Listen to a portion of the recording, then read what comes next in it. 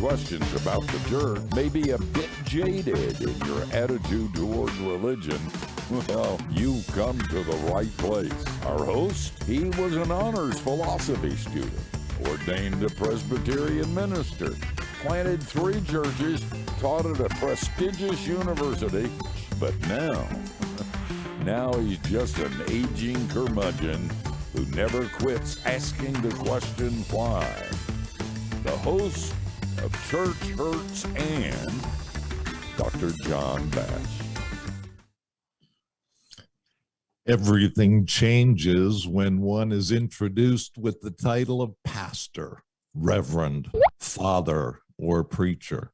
An individual's self-consciousness seems to invade the social space, consistently altering the subject under discussion. People somehow seem obligated to qualify themselves, dropping a sentence or two about their spirituality, about their church attendance or lack thereof. Frequently, there may also be a reference to childhood, bringing up unbelievable memories and ethnic traditions or family practices. Since I was often introduced with such a title, I was self-conscious of the expectations.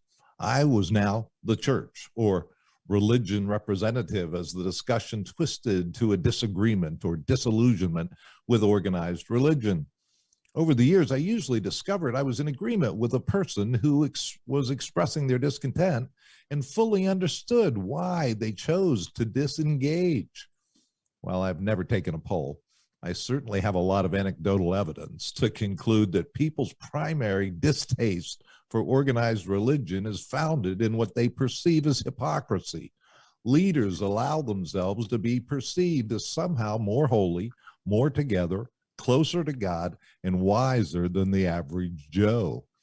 It really can be quite off-putting, but it's also very seductive. Who doesn't want someone with an in with God? Why listen to sermons if the one preaching it doesn't have something you don't have? But then the hammer comes down and the stories unfold. The preacher didn't know how to keep his pants on. That leader, she had her hand in the till. The neighbor who was always going to church was rude to me. In some ways, this whole discussion can get mundane to me. It has. I've had it hundreds of times, if not thousands, but that's sad because it isn't mundane. It is so opposite of what the Bible teaches from the beginning to the end, perhaps nowhere more prominently than in the leading figure of the whole Old Testament, King David.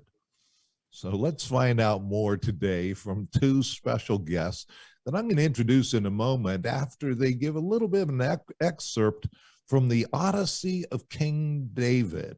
Take it away. It was a simple, direct letter, sealed in wax by my ring's royal imprint. Put Uriah in the front line, then withdraw him so he will be struck down and die. I gave Uriah the letter to take back to our commander Joab. Was there ever such an unsuspecting messenger, the letter carrier of his own death sentence? Joab, ever faithful, did as I ordered, and soon his messenger brought me word. My lord, Uriah the Hittite, the husband of Bathsheba, has been killed. I was now free to marry Bathsheba and legitimize the birth of our child, and told the messenger to tell Joab, don't let this upset you. The sword devours one as well as another. These are calloused words, without a trace of compassion for Uriah or Bathsheba. David bluntly tells Joab, what is done is done. Sadly, little does David realize the damage being done to his core identity. For though he escapes any legal consequences, the psychic consequences of his behavior, shame and insecurity, anger, fear, and dissociation, cannot escape him. David will suffer in a prison of his own making. Listen to my cry, O Lord. Listen to my cry. For troubles without number surround me. My sins have overtaken me. They are more than the hairs of my head, and my heart fails within me. I am in desperate need. Set me free from this prison. Wow. So there's a little taste, and I'm going to let you, if you will, D. Paul, I'm going to kind of start with you, and then I'm going to have you introduce Dr. Sam Mayhew. But I need to start with, who in the world goes by the name D. Paul? How did you get that? Well, I was doing an equity show, my first equity show, up in Williamstown, Massachusetts, with the great Olympia Dukakis, wonderful actress, if you remember her. And I went into the equity office all excited and said, I've got a show. I can get my equity card. And they said, and your name? And I said, it's Danny Thomas. And they said, it was Danny Thomas. It's no longer Danny Thomas. And you can only have one actor in equity or the Screen Actors Guild or after by the same name. And I passed on Harry Schwartz. Nothing wrong with Harry Schwartz, but I passed, and subsequently just took my first initial D, my middle name Paul, and D. Paul Thomas, and I have been getting letters for DePaul University ever since, but it's worked out okay. Oh, that's funny. Doc, I want you to introduce Dr. Sam, and just tell you, Dr. Sam, if you keep your volume down a little bit, that might be a little the feedback we're getting, but okay. Would you, right, D. Paul, explain who Dr. Sam Mayhew is? Well, succinctly, that's difficult, but I'll say just a couple of quick things. One, first of all, Dr. Sam Mayhew, and we like to call him Dr. Sam, is indeed a dear friend, a dear friend.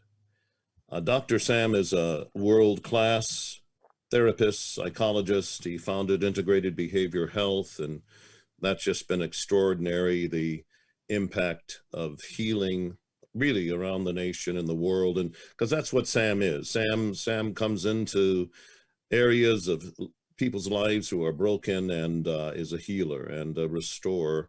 I think thirdly, the most important thing is Sam, and forgive me for just speaking so transparently, but Sam's a lover of Jesus Christ. He is a great man of faith, and that's meant more to me than anything. Well, I got to admit, I am new to meeting you guys, and I'm already, I suspect we're going to be friends for a long time. But Dr. Sam, your resume, we can't get into it, but it's really a professional lifetime in the world of psychology and creating things in hospitals and companies, and just really impressive stuff. But after a lifetime of success in many ways in your field, why did you find it worth your time to actually write a book about a king who lived some 2,800 years ago in the Middle East? Well, over my practice, I had seen the best and the worst of human conditions. And as I finished my practice and wrote a book with D. Paul's assistance about an individual that I met in Manhattan, where I put a clinic into the Lamb's Ministries out there. And I got to know this person who had been through almost all of the traumas and sins and catastrophes, psychotic reactions that he had, very paranoid. And I saw him recover from a life of that. And as D. Paul and I were looking at writing the next book, we wondered, could we take a look at a dialogue with one of God's examples of leaders of what became the kingdom of Judah and Israel? And we selected King David and started looking, okay, what has he been through?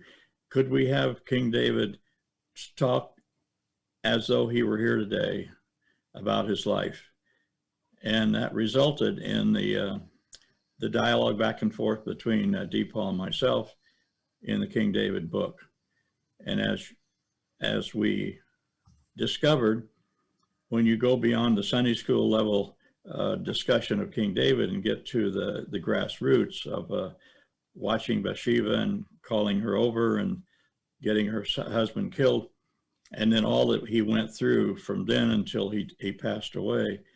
He lived a lot of life that we often experience, the kinds of difficulties and pain and so on.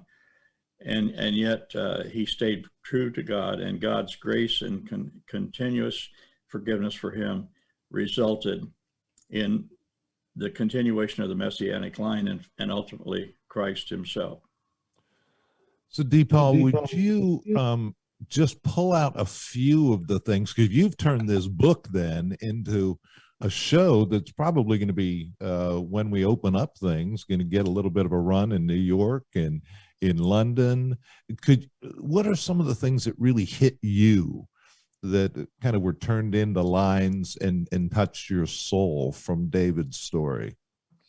Well, again, you know, the arrogance, the hubris that David had, that once he had that affair with Bathsheba, you know, she sent him a message. The message was only 3 words. I am pregnant. That's it. I am pregnant. And that's where it all began sliding downhill.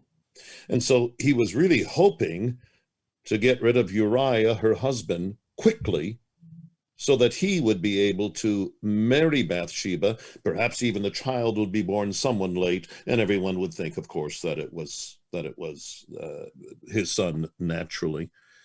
It's just so dramatic. What's Tolstoy's introductory line, John, from Anna Karenina? Every family is alike, but no family is really alike, something like that. Yep. And David's family is exactly that. They are so dysfunctional. I said to Sam, you've got to come in and make commentary on it. I can write the Davidic narrative part, but a therapist needs to come in and try to figure all this mess out. No, I can't help but thinking, when you say get David into the current day, and here at Church Hurts, as soon as you say Church Hurts, someone's going to tell a story about an affair that some prominent leader had, right? Or, you know, heaven forbid, the stories, the people I've known with whom the minister had the affair with their wife. I mean, you want to talk about some consequences. I mean, you know, you want to say, well, fortunately, it wasn't with David, because you'd be dead right now. But when you think about with David, I mean, so much came with what Dr. Sam, what you just said, in terms of he went on to live a really amazing life, in the height and the pinnacle of the Old Testament really occurs in the Davidic reign.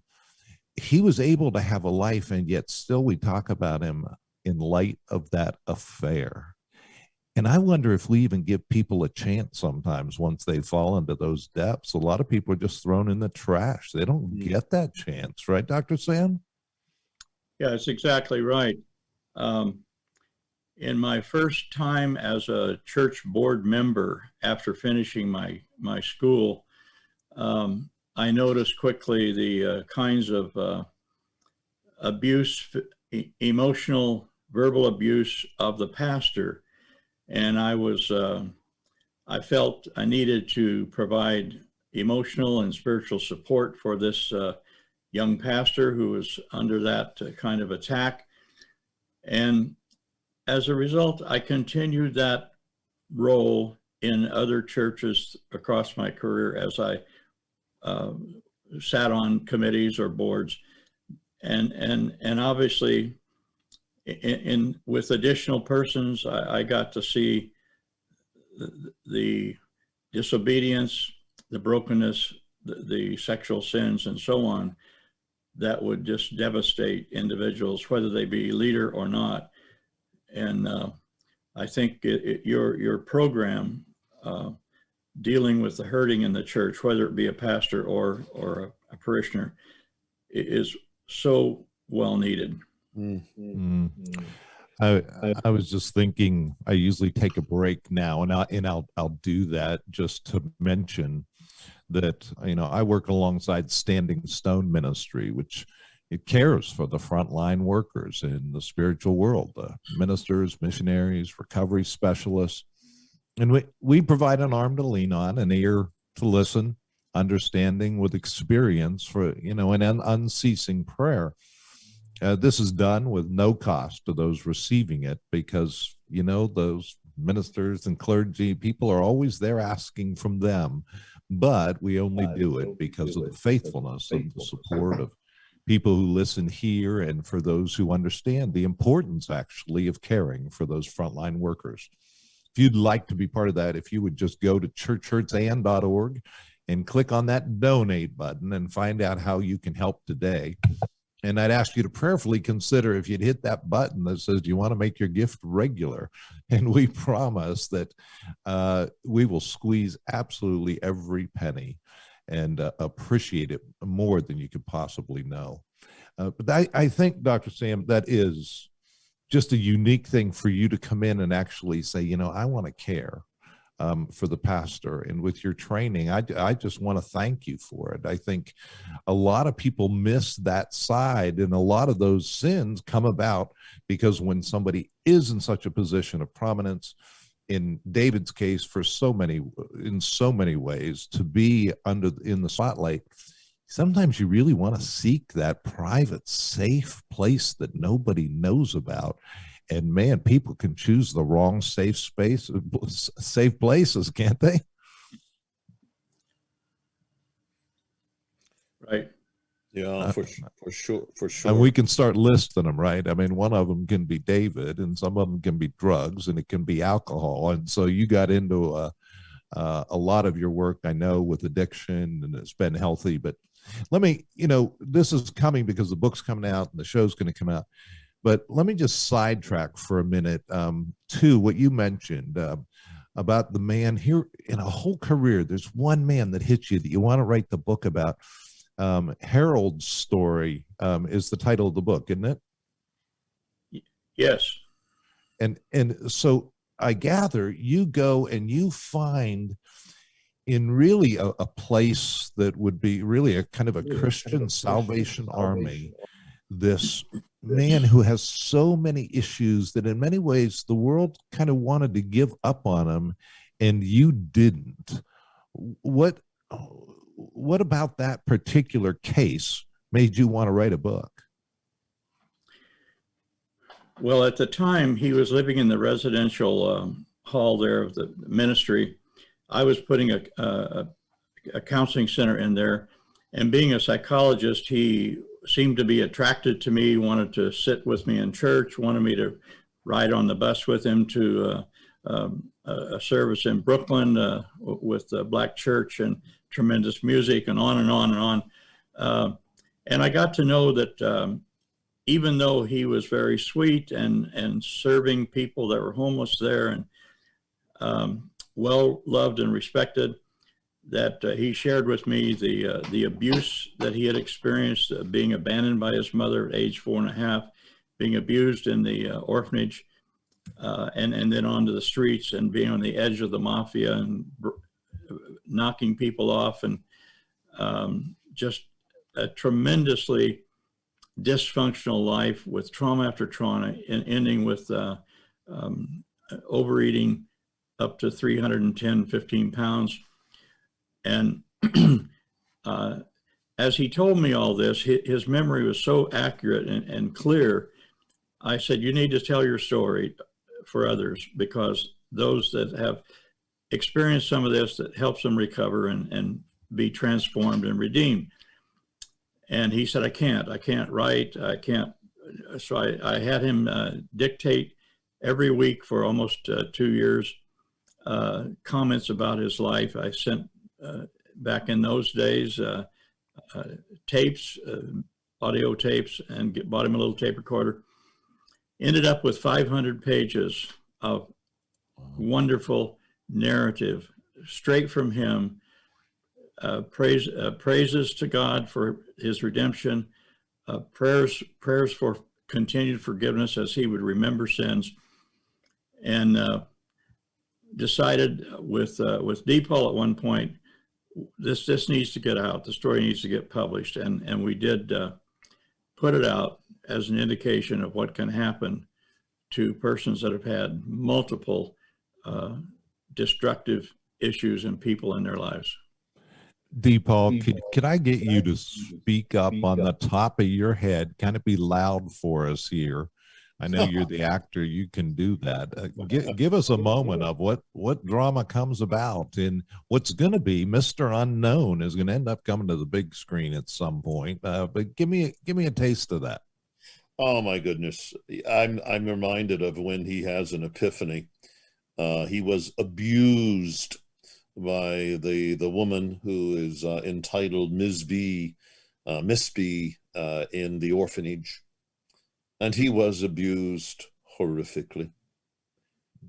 And as Dr. Sam and others poured their lives into his life, forgiveness, which is kind of an obsolete word, but we know that it is central and cardinal to our healing and to our restoration.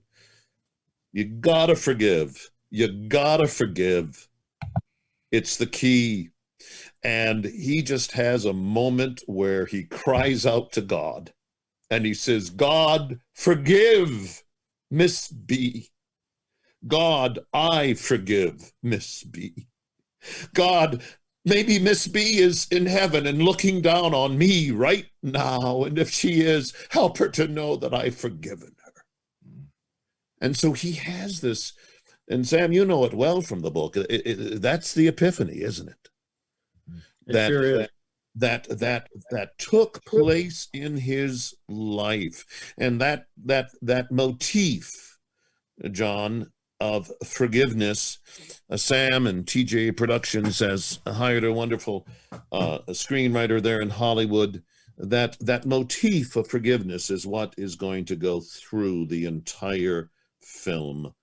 And that is what's redemptive and restorative in it. You know, when I did, well, actually almost all of my churches, but when we started to be allowed to do some songs, weren't worship songs, but to communicate things.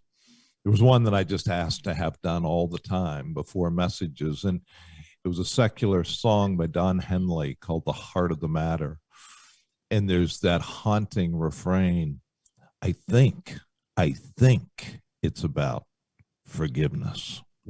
And I just hear that in my head because I feel like even the person without a spiritual grounding at some point when they look into life realize it's about forgiveness, because what a miserable life we can have if we don't let it go. And it sounds like that just really comes to the forefront. And there's another way, and I'm going to really sidetrack here for a second before we get back to Dr. Sam. I want to know, I found out, Deepak, you years ago were involved something called Bonhoeffer 1945. And for our listeners who've never heard of Dietrich Bonhoeffer, you're going to wonder, what in the world, who's that guy? What's he doing coming up in this conversation? But in my opinion, he was one of the greatest theologians, certainly one of the greatest impactful theologians of the 20th century, a Christian leader who's best known for his participation in a plot to kill somebody. And that somebody happened to be Adolf Hitler. Can you tell me, when you were doing this play on Off-Broadway, tell me about a couple ladies who landed in the front row? Well, they must have gone down to the half ticket price there in New York City, and when all the big shows were sold out, it was actually a young couple, and she was dressed to the nines, and I won't tell you they were sitting in the front row how short her skirt was, but the point is that I mean, they were just out for a hot night on the town, and I can remember when I got to the last refrain of the Bonhoeffer. Almost, it's in the last page, in which Bonhoeffer says, before God and with God, we live without God.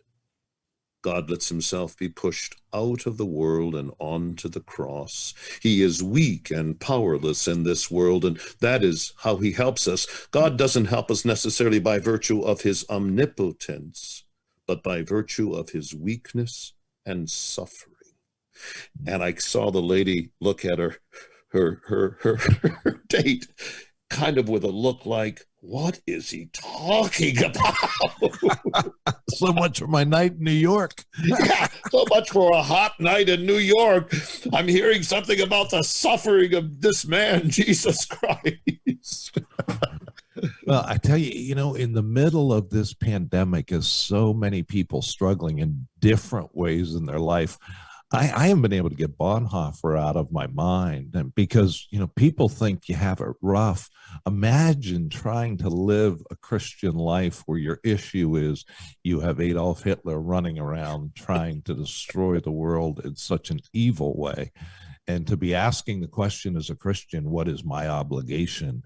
If you're looking at the option in your life of whether or not God would bless you if you would seek to assassinate somebody, imagine the spiritual toil of that. And we're going to get the privilege to look at that in about a month. We're going to have Deepal back. But and Sam and TJ has beautifully restored the video presentation that was done at the Edinburgh Festival. Bonhoeffer1945.com. Well, let's just say that tgaproductions.org, tgaproductions.org is where you can find out more about Dr. Sam Mayhew's work and Deepal's coordination with that. And I wish we had time to get into their relationship, because what are you doing with this professional who's developing programs in hospitals and with a crazy actor like Deepal? But that's going to have to put us for another time. Remember, it takes one to know one. I agree. There's so much we could get into, but Dr. Sam, and also I should mention, if you listen to this on the radio, if you just go to churchhurtsand.org, you can see where you can get this on podcast. And if if you would just click on that subscribe button, a great way is just hit the forward and send it to a friend by text or email. We would love to have more of you involved, and hopefully this show touched some people in your lives. But Dr. Sam, I want to get a little personal because, I haven't gone through, everything you've done, and that's tempting. That's your resume. But your resume doesn't list one of the things that's most important to you, and it's fresh. Would you mind telling me a little bit about your last years with your wonderful wife? Certainly. I was married 62 years with a great marriage. And the last 8 years was a steady decline from Parkinson's syndrome down to Lewy body dementia. And obviously losing the faculty of memory progressively until she passed away in December of 2019. And I had a tremendous family of caregivers that assisted. And I prayed fervently and often for miracle. I don't know how many times, and it didn't happen. And something happened to me. I didn't have a word for it until recently. I read Lee Strobel's book on miracles, and the word relinquishment.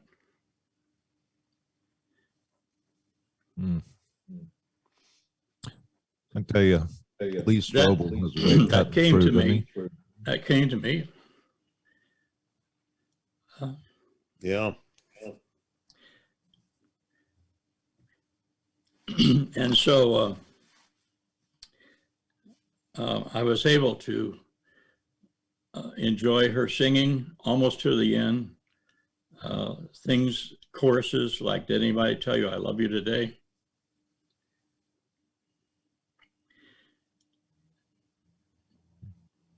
Do you know that? Deepal and her often sang together, Blessed Assurance. Deepal, you want to pick it up? Oh, I just was wondering if John remembers that little ditty. Did anybody tell you I love you today? Did anybody tell you I love you today? God loves you and I love you, and that's how it should be. God loves you and I love you, and that's how it should be. God loves you and I love you, and that's how it should be. Put me on your list. Let me be the first. I love you today. And Arlene loved that song. And yeah. She sang it right to the end, even when she had tremendous cognitive disability. Right. Well, we're still praying for you because I know it is fresh. And, let me just wrap up with this. If you've listened to this show for very long, I like to drag in here people I've run across in life who have stories worth listening to. We've had a lot of old friends and family and clergy and academics.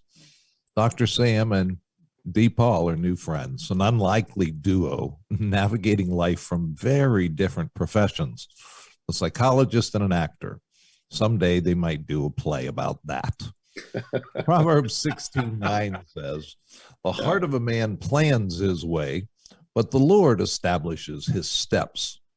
Now, we might want to remember that Proverbs was written by David's oldest son, the oldest living son, that is. And there's a story to that qualification. His mother was Bathsheba, and Solomon became widely known as the wisest world leader of his time. So what did he say again?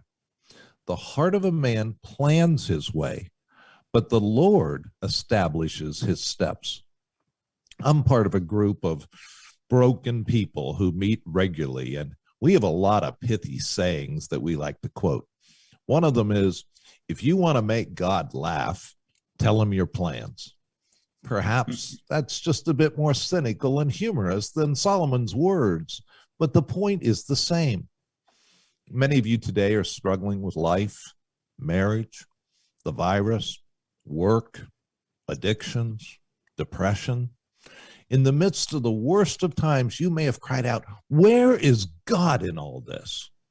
Maybe you're even asking that now. When things don't make sense, when we get overwhelmed, I think thinking about God is just natural, healthy, and to be encouraged. So today we've heard from two men who tell amazing stories and who've lived some beautiful stories. They also know the pain and have lived that too. I believe there is an answer to the question to be found in those stories. Where is God? Did you hear the answer? In 1972, a man wrote a book with a title that has the answer in it. The author was Francis Schaeffer, the renowned theologian living in Switzerland at the time. You might want to get the book, but at least remember the title. Where is God in all this? Ready for a book title and an answer? He is there, and he is not silent. It's worth a thought. For Church Hurts and this is John Bash. Go and enjoy God today, won't you?